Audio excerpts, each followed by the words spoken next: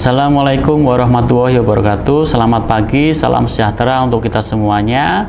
Perkenalkan, nama saya Alip Suroto, Sarjana Sains Terapan Pariwisata Magister Manajemen. Saya salah satu dosen pada Sekolah Tinggi Pariwisata Surakarta, program Diploma 1 Perhotelan. Saya menjadi dosen tetap SD Surakarta sejak tahun 2013 dan bidang ilmu yang saya tekuni adalah seni kuliner. Pada kesempatan kali ini saya akan menyampaikan pernyataan diri dosen dalam bentuk unjuk kerja di Tridharma Perguruan Tinggi bidang pengajaran pada salah satu mata kuliah yang saya ampu, yaitu mata kuliah Teknik Memasak Eropa. Mata kuliah ini mempunyai bobot 2 SKS pada semester 2 dan merupakan mata kuliah wajib. Bahasa pengantar pada mata kuliah Teknik Memasak Eropa adalah bahasa Indonesia.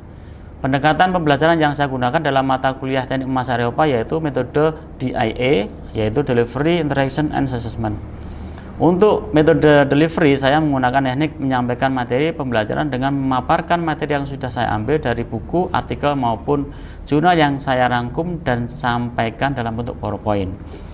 Berikut pendekatan pembelajaran interaction. Pendekatan ini melibatkan tanya jawab setelah materi disampaikan.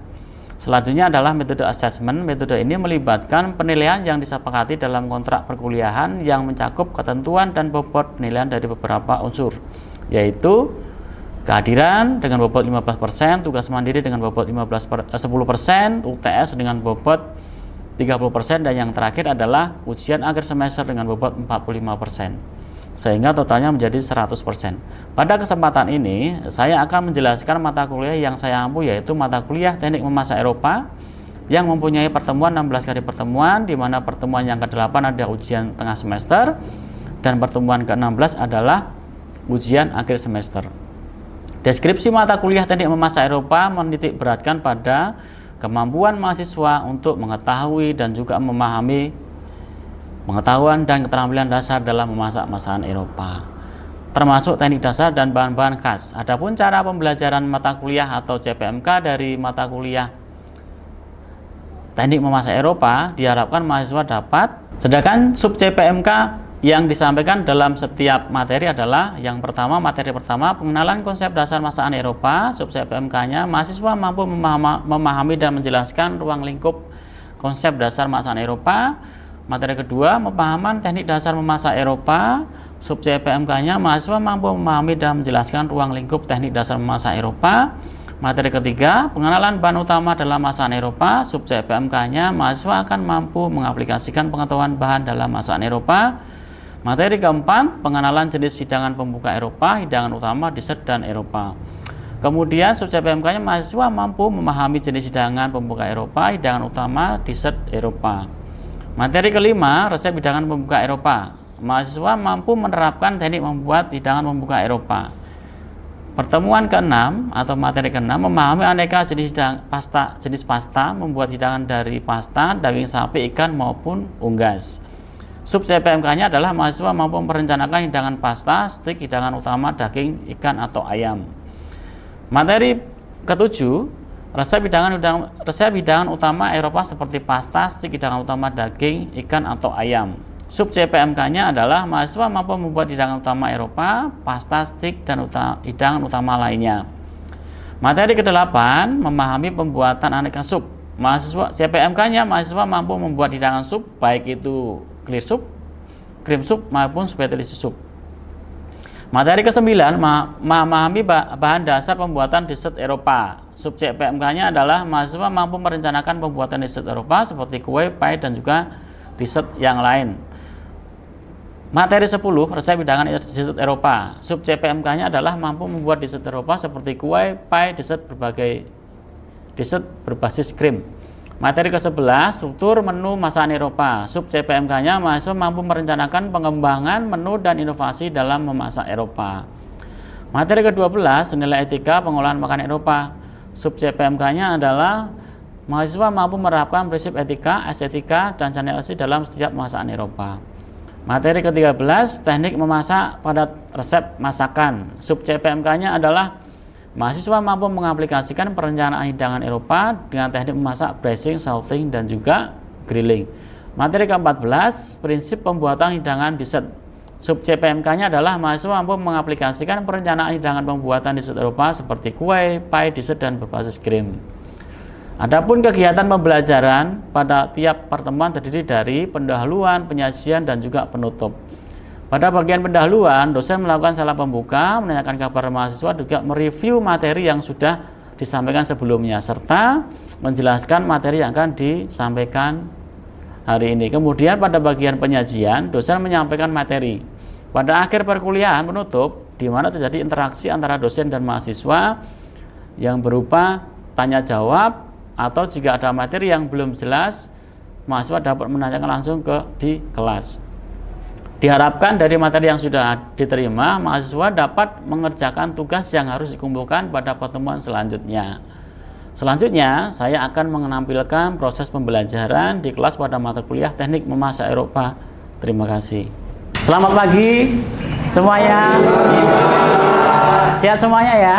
Sehat. Baik, ketemu lagi dengan saya untuk pertemuan kali ini di mata kuliah Teknik Memasak Eropa. Baik, untuk hari ini kita akan masuk di pertemuan yang kedua ya. Setelah sebelumnya kita sudah ada pertemuan yang pertama. Baik, untuk Anda semuanya dalam kondisi sehat semuanya hari ini? Sehat. Baik. Apakah hari ini ada yang tidak masuk? Tidak ya, semuanya masuk ya. Baik, alhamdulillah semuanya masuk. Berarti Anda semuanya sudah semangat ya untuk belajar hari ini.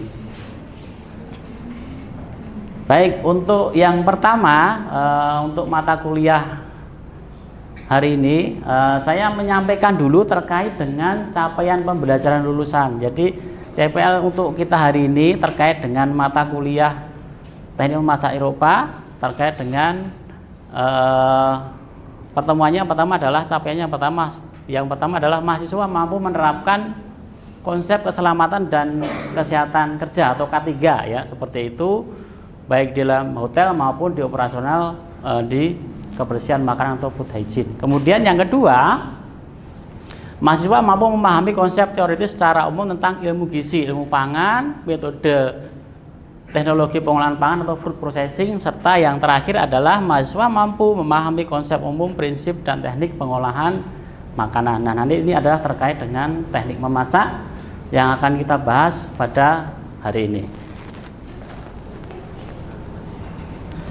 Kemudian untuk yang berikutnya ya, bentuk penilaian perkuliahan nanti ada kuis dan juga tugas mandiri ya. Untuk kuis nanti ada beberapa pertanyaan yang akan saya sampaikan ketika nanti materi kita selesai ya, seperti itu. Kemudian tugas mandiri seperti biasa nanti Anda akan mengerjakan tugas di akhir sesi, nanti akan saya sampaikan kriteria tugas dan juga nanti format untuk pengerjaan tugasnya. Kemudian untuk referensi ya, saya kemarin di awal sudah menyampaikan referensi, cukup banyak referensi yang bisa Anda gunakan untuk pembelajaran. Yang pertama adalah dari Professional Cooking oleh Gislen ya, ini juga sangat lengkap sekali, silakan nanti Anda pelajari. Kemudian ada Knife Skill oleh Charlie Tutor, dan juga ada Professional Chef ya dari The Culinary Institute of America, dan juga yang terakhir adalah On Cooking ya, Textbook of Culinary Fundamental. Jadi ini adalah bagian-bagian dari referensi yang perlu Anda pelajari. Saya yakin Anda semuanya sudah ada ya, sudah punya untuk referensinya. Nah, selanjutnya sebelum kita masuk ke materi, saya ingin tanya dulu flashback ya untuk pertemuan kita yang pertama. Nah, masih ada yang ingat apa itu jenis-jenis dari masakan Eropa? Atau apa saja sih kalau kita bilang masakan Eropa itu masakannya asalnya dari negara mana saja? Ada yang tahu? Ya, namanya siapa? Saya Nahda dari Prodi D4 Kuliner. Oke, silakan Nahda. Masakan Eropa, saya ambil contoh dari Italia, ada lasagna, spaghetti, sama arancini. Oke, betul ya. Ada lagi yang lain yang mau menambahkan jawaban? Oke, ya. Jadi betul ya yang disampaikan tadi oleh Nada bahwa masakan Eropa itu banyak sekali ya, dari Eropa itu ada Italia, dari Jerman, dari Prancis ya. kita tahu sendiri bahwa Prancis itu adalah kiblatnya kuliner Eropa ya. Banyak sekali masakan yang berkembang di negara tersebut. Baik, kita langsung saja ke materi ya. Yang pertama adalah kita nanti masuk ke pengertian memasak ya. Jadi memasak itu adalah mengantarkan panas ke dalam makanan ya. Jadi kalau kita bicara tentang teknik memasak, berarti kita pasti akan belajar tentang menghantarkan panas. Kalau tidak ada panas yang dihantarkan pada makanan, berarti bukan teknik memasak ya, tidak memasak ya, seperti itu. Nah, dengan proses teknik memasak ini maka nanti terjadi pemberian panas pada makanan sehingga nanti merubah tekstur, aroma, bentuk, warna dan sebagainya dari makanan itu, seperti itu. Contohnya apa? Ada baking, ada grilling, barbecue, searing dan deep frying dan sebagainya. Ini adalah contoh-contoh dari teknik memasak yang biasanya bisa dilakukan di pengolahan makanan, seperti itu. Kemudian ada tujuan memasak. Nah, ini kalau kita memasak itu sebenarnya tujuannya apa sih? Ya, tujuannya adalah yang pertama memperbaiki tekstur makanan ya, supaya yang tadinya itu keras ya, ketika dimasak jadi lebih lembut dan sebagainya. Kemudian meningkatkan rasa masakan ya, yang tadi rasanya kurang enak ketika dimasak jadi enak.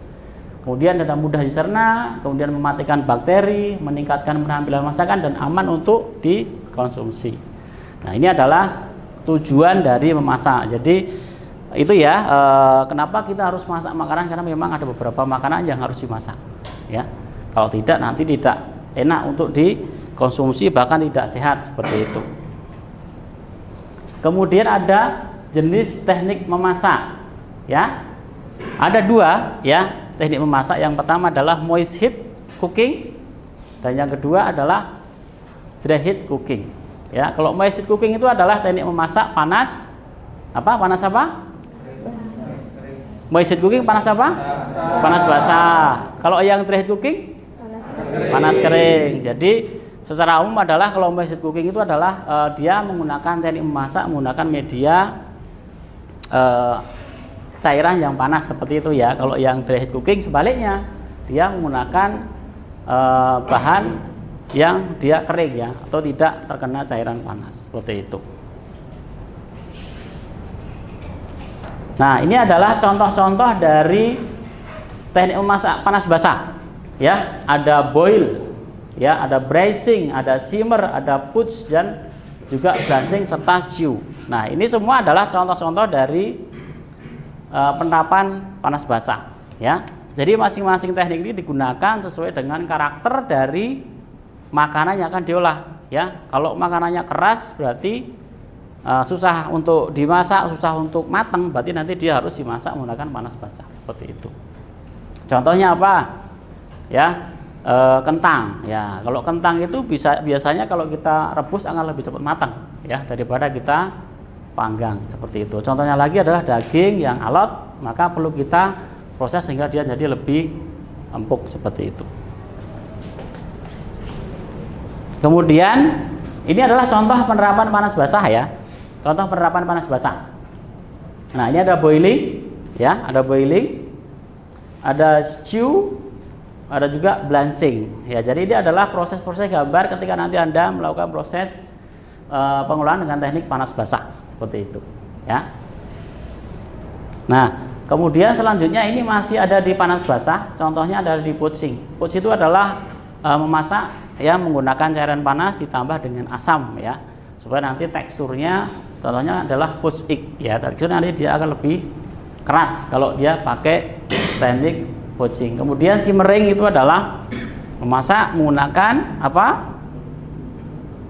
Panas, apinya kecil ya. Mendidihnya itu tidak sampai bulbingnya tinggi-tinggi, tapi bulbingnya itu gelembungnya kecil-kecil. Itu namanya adalah simmer. Apinya pakai api kecil. Kemudian yang ketiga adalah braising.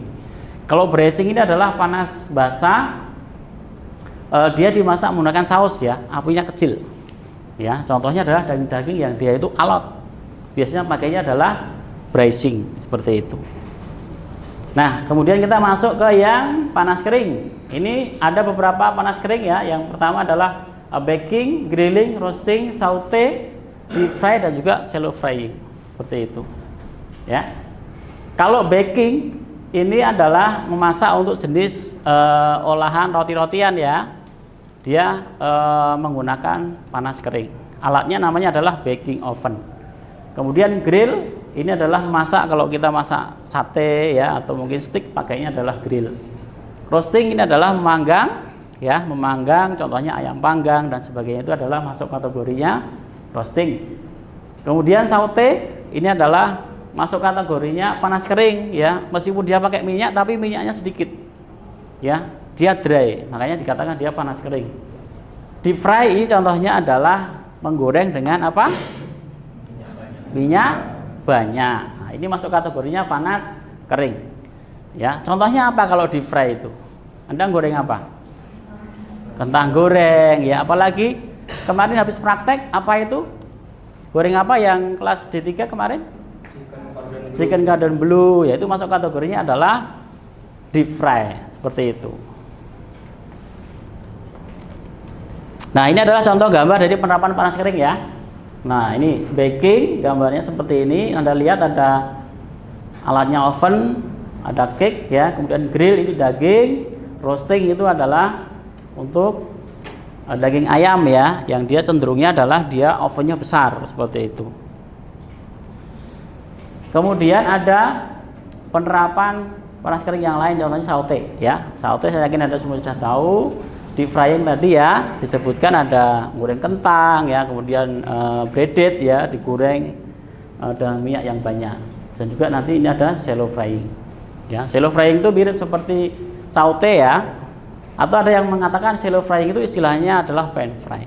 Sama ya, seperti itu. Artinya adalah dia masak tapi minyaknya sedikit ya. Contohnya kemarin yang kita demo masak di Plaza itu ada salmon stick itu di pan fry ya, seperti itu. Karena ini dagingnya lunak jadi bisa cocok untuk digunakan teknik masak pan fry ya. Tapi kalau daging yang alot nggak cocok ya pakai ini, harus pakai yang panas basah seperti itu. Baik, ada pertanyaan untuk materi kita hari terkait dengan teknik memasak? Ada pertanyaan terkait dengan teknik memasak? Nah, saya punya kuis ini ya. Saya ingin mengetahui sejauh mana pemahaman Anda tentang materi kita hari ini ya, terkait dengan teknik memasak. Bisa ada yang menyebutkan jenis-jenis dari teknik memasak panas basah itu apa saja? Silakan, ada yang bisa menjawab? Bisa? Saya. Ya. Ya bisa. Apa kira-kira? Ada poaching, terus boiling, ada simmer, terus steaming, ya. Sama tadi ada blanching ya, stewing sama braces. Iya, betul. Betul ya? Ya, betul. Oke, tepuk tangan dong. Baik, selanjutnya satu lagi ya pertanyaan. Ada yang bisa menjelaskan atau menyebutkan ya jenis teknik memasak panas kering itu apa saja? Bisa, Mas? Ada saute. Ya, saute. Baking. Ya. Dan grilling. Grilling. Baik. Betul ya? Betul. Oke, baik, tepuk tangan. Satu lagi, saya punya pertanyaan yang harus Anda jawab dan harusnya Anda tahu. Kalau saya memasak masakan misalkan steak tenderloin itu, kira-kira saya pakai metode teknik masak apa? Ada yang bisa menjawab? Ya, silahkan. Grilling. Oke, betul ya? Baik, tepuk tangan. Oke, baik. Saya kira Anda semuanya sudah paham ya terkait dengan teknik memasak, bahwa teknik memasak itu sangat penting. Ini basic yang harus Anda ketahui, harus Anda pelajari sebelum Anda nanti bisa pergi ke industri ya, supaya nanti Anda bisa lebih paham. Baik, untuk kesimpulan hari ini ya, bahwa teknik memasak itu penting untuk dikuasai untuk kesuksesan proses produksi makanan. Jadi kalau Anda mau sukses dalam pengolahan makanan, maka Anda harus menguasai teknik memasak. Karena dengan teknik memasak yang tepat, maka Anda nanti akan bisa mendapatkan kualitas atau hasil pengolahan makanan yang berkualitas juga. Seperti itu. Oke, kemudian selanjutnya saya akan memberikan Anda itu tugas mandiri, ya. Tugasnya apa? Saya minta Anda untuk membuat mencari resep, ya, masakan Eropa berupa apa saja, sup, main course sampai dengan dessert. Kemudian nanti Anda cari resepnya, Anda analisis kira-kira teknik memasak yang digunakan apa saja. Seperti itu. Jelas ya? Ada pertanyaan? Tidak? Sudah jelas ya? Oke, baik. Nah, untuk pertemuan berikutnya nanti kita akan membahas terkait dengan pengenalan bahan-bahan utama dalam masakan Eropa. Nah, kalau kita sudah belajar teknik memasak, minggu depan kita akan mempelajari terkait dengan bahan-bahan utama masakan Eropa itu apa saja yang sering digunakan. Baik. Sebelum saya akhiri pertemuan kita hari ini, ada beberapa kata-kata hari ini yang mungkin untuk motivasi kita, ya. Jangan pernah menyerah pada impianmu, karena setiap langkah kecil membawamu lebih dekat pada tujuan. Oke, setuju ya? Setuju. Baik. Oke, ya, saya kira itu ya dari saya. Semoga bermanfaat untuk perkuliahan kita hari ini. Jangan lupa dikerjakan tugasnya. Batas waktunya adalah 1 minggu. Demikian dari saya, terima kasih. Selamat siang. Assalamualaikum warahmatullahi wabarakatuh. Waalaikumsalam warahmatullahi wabarakatuh.